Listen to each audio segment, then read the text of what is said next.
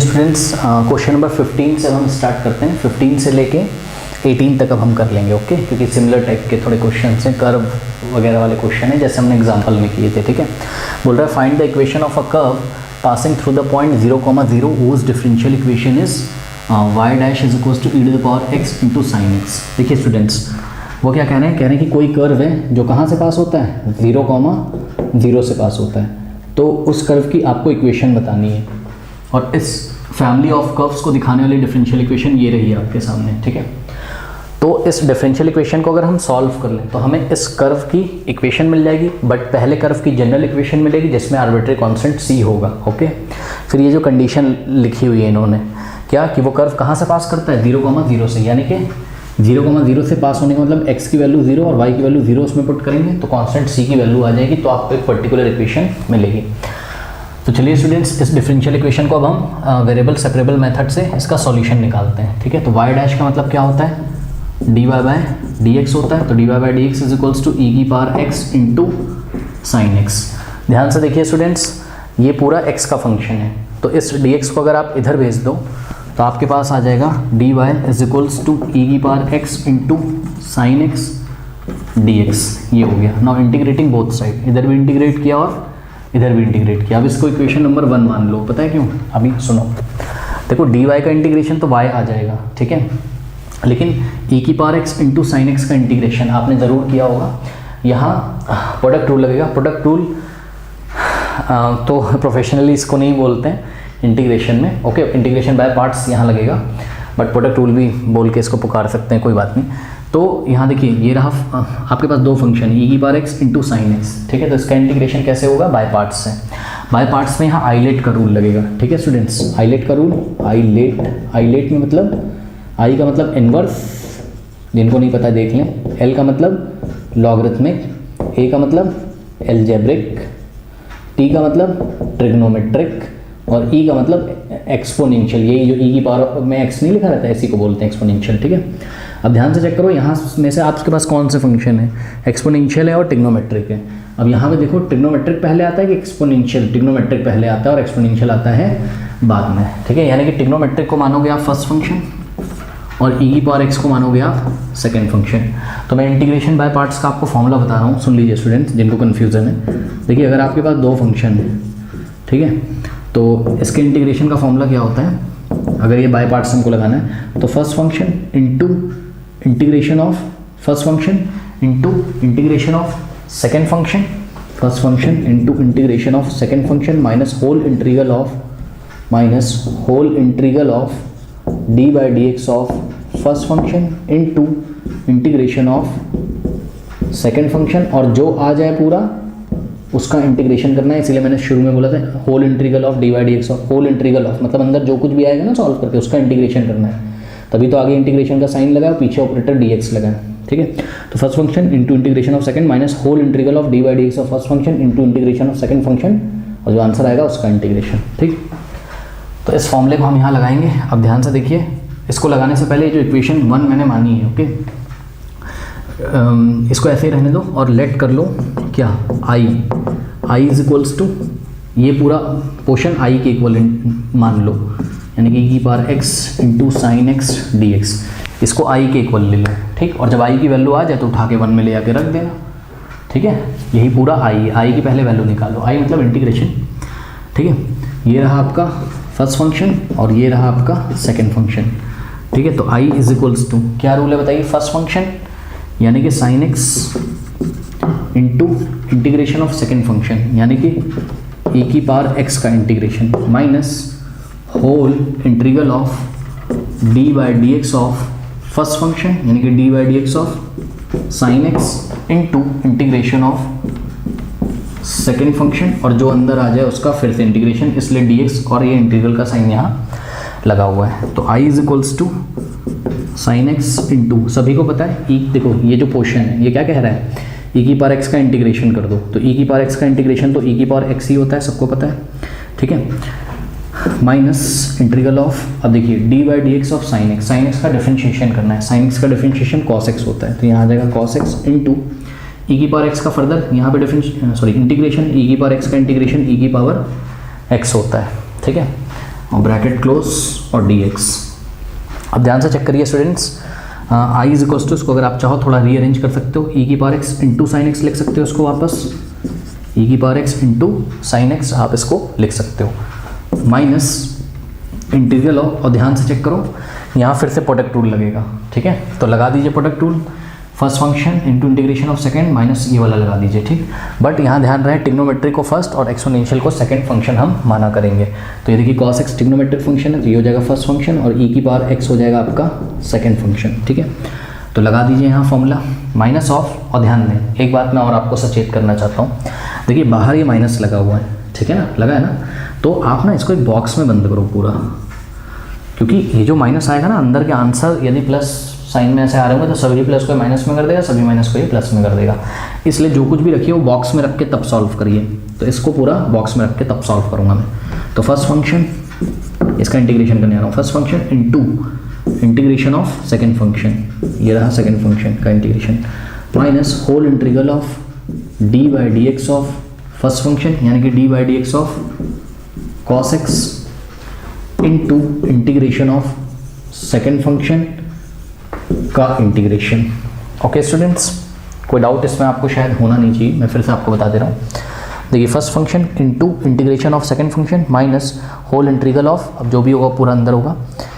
D by d x of first function into integration of second function का integration मैं जानबूझ के बोलता हूँ, बाद में फीलिंग आता है कि जो भी अंदर है उसका बाद में इंटीग्रेशन करना है, ठीक है। तो यहाँ से हो जाएगा i is equals to e की power x into sine x minus ये हो गया आपका क्या cos x इंटू ई की पावर x का इंटीग्रेशन, e की पावर x हो जाएगा और ये माइनस ऐसे ही रहेगा यहाँ पर। और ध्यान दें स्टूडेंट्स, ये ब्रैकेट के अंदर देखिए ये इंटीग्रेशन का साइन और ब्रैकेट के अंदर D by d x of cos x। cos x का डिफरेंशिएशन पता है क्या होता है, माइनस साइन x होता है, पता है ना, cos x का डिफरेंशिएशन माइनस साइन x होता है, तो यहाँ माइनस साइन x आ जाएगा इंटू ई की पावर x का इंटीग्रेशन, e की पावर x आ जाएगा, ये आ गया, ठीक। अब ध्यान दो यहाँ पे देखो बाहर माइनस है और ये अंदर जो साइन आपका नेगेटिव आया था, तो ये माइनस माइनस क्या हो जाएगा, प्लस हो जाएगा। इसमें किसी कोई डाउट तो नहीं है ना, यार कुछ नहीं है, बाहर माइनस का मतलब है बाहर -1 है और -1 अंदर जाके मल्टीप्लाई करेगा, ठीक है। या अंदर आप सोच लो -1 है, उस -1 को बाहर लेके आओगे, अरे ये कोई नई चीज़ नहीं है यार, ये देखो ना, ये इंटीग्रल ऑफ इतना है और इसके आगे माइनस है, तो ये और ये माइनस मल्टीप्लाई करके क्या कर देंगे, प्लस कर देंगे, तो यहाँ आ जाएगा प्लस, ठीक है। ऐसा हो गया, तो इतना पहले कॉपी करो, इतना कर लो, कॉपी कर लिया। अब ध्यान से चेक करो, i इज इक्वल्स टू हो गया हमारे पास क्या, e की power x into sine x और यहाँ लगा है माइनस का साइन, ठीक है। तो माइनस के साइन से जब ये ब्रैकेट ओपन करोगे आप ध्यान दीजिएगा, देखो एक तो ये फर्स्ट टर्म तो ये है आपका जो कि क्या है cos x इंटू ई की पावर x, जिसको आप e की power x into cos x भी बोल सकते हो। इसके आगे अभी साइन कैसा है यहाँ प्लस, तो जब माइनस अंदर आएगा तो माइनस प्लस माइनस हो जाएगा, यानी कि माइनस ऑफ ई की power x into cos x, तो माइनस ऑफ ई की power x into cos x ये हो गया। और ये माइनस जब यहाँ जाएगा इस प्लस को भी ये क्या कर देगा माइनस, तो minus plus minus integration of sine x into e की पावर x, यानी कि हम इसको लिख सकते हैं ई की power x into sine x d x. Integration किसका, ई की पावर x साइन एक्स का, ये आ गया। अब ध्यान से देखिए बच्चों, आपने शुरू में क्या अज्यूम किया था, ये जो आपने अज्यूम किया था, देखिए लेट ई की power x into sine x, let I is equals to integration of e की power x sine x d x, यानी कि ये पूरे की जगह आप क्या लिख सकते हो, आई, इंटीग्रेशन ऑफ ई की power x into sine x d x की जगह आई लिख सकते हो। तो इंटीग्रेशन ऑफ ई की power x sine x d x की जगह आई लिख दोगे, यहाँ से हो जाएगा आपके पास i is equals to e की power x into sine x minus e की power x into cos x, और यहाँ आ जाएगा माइनस i, इसकी जगह i लिख दिया और माइनस तो ऐसे। अब ये माइनस i को इधर लेके आओगे तो i प्लस i कितना हो जाएगा इधर, 2i,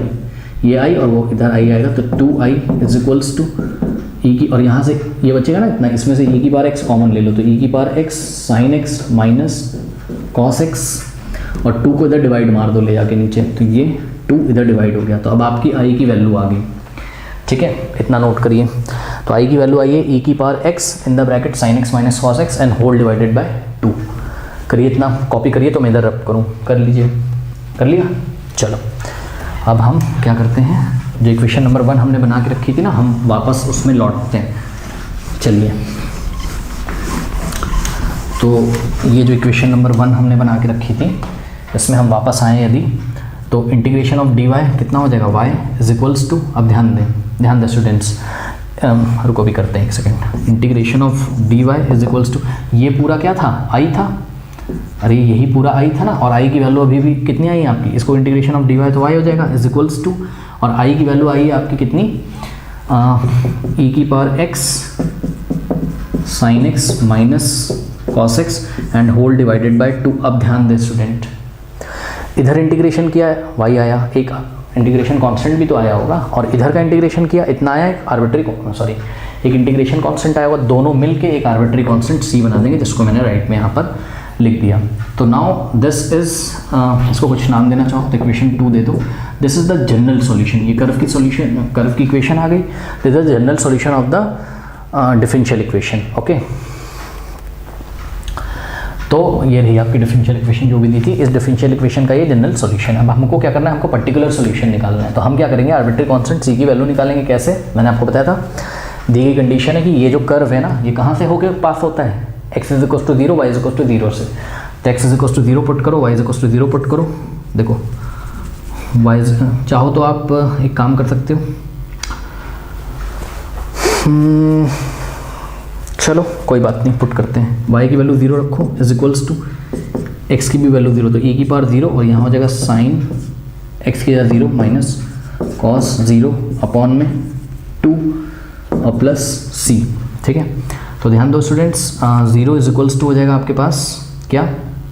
e की पावर 0 1 होता है, और साइन 0 0 होता है, सबको पता है, माइनस कॉस 0 1 होता है, कॉस 0 1 होता है, सबको पता होना चाहिए, अपॉन में 2 प्लस c। अब हम यहाँ से हम c की वैल्यू निकालेंगे, कैसे निकालेंगे, देखिए 0 is equals to 1 into 0 0, 1 into -1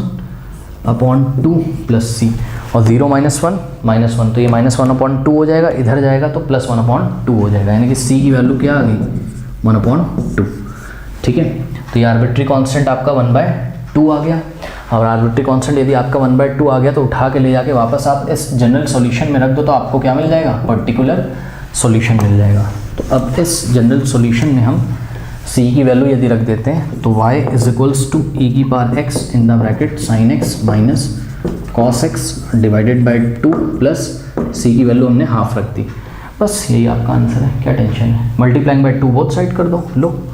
multiplying by 2 both side, इधर भी 2 से मल्टीप्लाई किया और इधर भी 2 से किया। ठीक है, तो ये हो जाएगा 2y इज इक्वल्स टू, ये 2 अंदर जाएगा ना, जब इस पूरे में करेगा तो ये 2 इस 2 से कट जाएगा, तो ये बचेगा, यानी कि e की power x sine x minus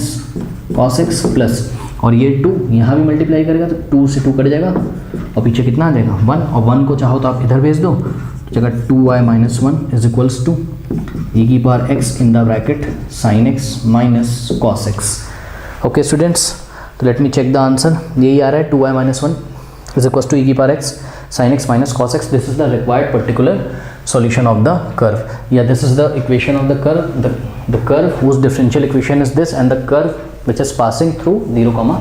0। कर लीजिए स्टूडेंट्स।